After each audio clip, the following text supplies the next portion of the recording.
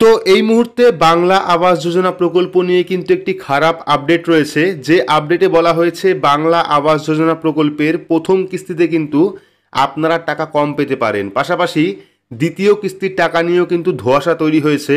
তো এই ভিডিওর মাধ্যমে বাংলা আবাস যোজনা প্রকল্পের সম্পূর্ণ নতুন একটি আপডেট আপনারা জানতে পারবেন। তো ভিডিওটি শুরু থেকে শেষ পর্যন্ত অবশ্যই দেখবেন। ভিডিওটি ভালো লাগলে লাইক করবেন, চ্যানেলটিকে সাবস্ক্রাইব করে পাশে রাখা বেল আইকনটি প্রেস করে নোটিফিকেশন অল করে রাখবেন, আর কমেন্ট বক্সে অবশ্যই জানাবেন বর্তমানে আপনি কোন জেলা থেকে ভিডিওটি দেখছেন। তো চলুন শুরু করি। তো এখানে একটি আপডেট আপনারা দেখতে পাচ্ছেন, যেখানে বলা হচ্ছে প্রথম কিস্তির টাকা দিয়েই কুপোকাত, আবাস প্রকল্পের টাকা মেটাতে বড় সিদ্ধান্ত রাজ্যের। তো দেখে নেব কি বলা হয়েছে এবং কোন হিসাবে ঘরের টাকা দেওয়া হবে। তো দেখতে পাচ্ছেন বারবার কেন্দ্রের প্রতিশ্রুতি ভঙ্গ হওয়ার পর এবারে আবাস প্রকল্পে নিজস্ব কোষাগার থেকেই টাকা দেওয়ার সিদ্ধান্ত নিয়েছে পশ্চিমবঙ্গ সরকার। এমনিতে নিয়ম অনুযায়ী এই প্রকল্পে 60% টাকা দেয় কেন্দ্র এবং বাকি 40% অর্থ দেয় রাজ্য সরকার।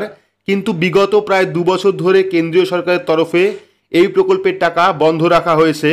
কেন্দ্র বনাম রাজ্যের আবাস প্রকল্পের এই জট না কাটায় ইতিমধ্যেই কিন্তু রাজ্য সরকারের তরফে ঘোষণা করা হয়েছে এই প্রকল্পের টাকা রাজ্য সরকার নিজস্ব কোষাগার থেকেই খরচ করবে। এতদিন এই প্রকল্পে কেন্দ্রের বরাদ্দ বন্ধ থাকায় কোনো অর্থ খরচ হয়নি রাজ্য সরকারের। তাই প্রশাসনের একাংশের মতে আগামী দিনে রাজ্য সরকারের কাছে ওই টাকাই আবাস উপভোক্তাদের প্রথম কিস্তির টাকা মেটাতে বড় ভরসা হয়ে উঠতে চলেছে।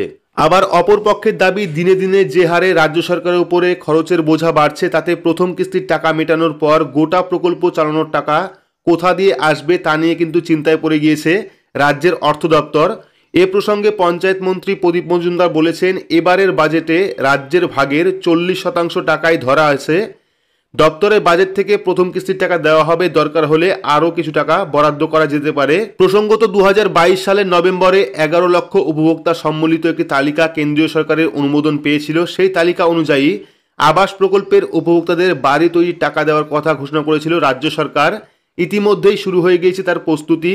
জানা যাচ্ছে এই প্রকল্পে মোট 11 লক্ষ উপভোক্তা মাথাপিছু 1,20,000 টাকা করে পাবেন, অর্থাৎ ঘরের জন্য কিন্তু 1,20,000 টাকা দেবে রাজ্য সরকার। বিশেষজ্ঞদের একাংশ জানাচ্ছেন এই হিসাব অনুযায়ী এই প্রকল্পের জন্য মোট 13,200 কোটি টাকা বরাদ্দ হওয়ার কথা। তার মধ্যে 60% হিসাবে কেন্দ্রের দেওয়ার কথা প্রায় 7,920 কোটি টাকা, আর রাজ্যের 40% হিসাবে প্রায় 5,280 কোটি টাকা, যেটা কিন্তু রাজ্যের খরচ হতো। আবাসের প্রকল্পে কেন্দ্রের অনুমোদন যেহেতু এতদিন বন্ধ ছিল, তাই রাজ্যের কিন্তু 40% হিসাব অনুযায়ী 5,280 কোটি টাকা থাকার কথা। সেই টাকায় কিন্তু ডিসেম্বর থেকে চালু হওয়া প্রথম কিস্তির কাজে ব্যবহার করা হবে। কিন্তু এবার দেখুন, কিন্তু পরবর্তী দুটি কিস্তির ক্ষেত্রে চলতি আর্থিক বছরেই অতিরিক্ত 1,320 কোটি টাকা বরাদ্দ করতে হবে রাজ্যকে।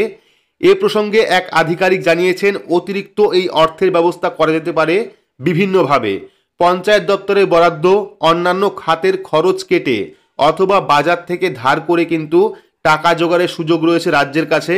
তবে প্রথম কিস্তিতে 60% টাকা দেওয়া হবে না 50%, সেই সিদ্ধান্ত কিন্তু খুব শীঘ্রই হবে। অর্থাৎ এখনো পর্যন্ত কিন্তু ফাইনাল হয়নি যে প্রথম কিস্তিতে আপনারা 60% টাকা পাবেন না 50%, সেটা কিন্তু পরবর্তী সময় জানানো হবে। তো আশা করি বুঝতে পারলেন, আবাস যোজনা প্রকল্পের টাকা দেওয়া নিয়ে কিন্তু রাজ্য সরকারের কোষাগারের উপরে যে চাপ পড়বে সেটা কিন্তু বলার অপেক্ষা রাখে না। এবার এটাই দেখার যে এত চাপের মধ্যে রাজ্য সরকার বাংলা আবাস যোজনা প্রকল্পের টাকা যে কিস্তি হিসাবে দেবে সেটা কোন নিয়মে দেবে, সেটা আমরা পরবর্তী আপডেট আসলে বুঝতে পারবো। তো এই ছিল আবাস যোজনা প্রকল্পের ছোট্ট একটি আপডেটটি আপনাদের কেমন লাগলো অবশ্যই কমেন্ট বক্সে কমেন্ট করে জানাবেন। ভিডিওটি ভালো লাগলে লাইক করবেন, চ্যানেলটিকে সাবস্ক্রাইব করে পাশে রাখা বেল আইকনটি প্রেস করে নোটিফিকেশন অল করে রাখবেন। সবার সুবিধার্থে ভিডিওটি শেয়ার করবেন। তো আজকের মতো এইটুকুই, ধন্যবাদ।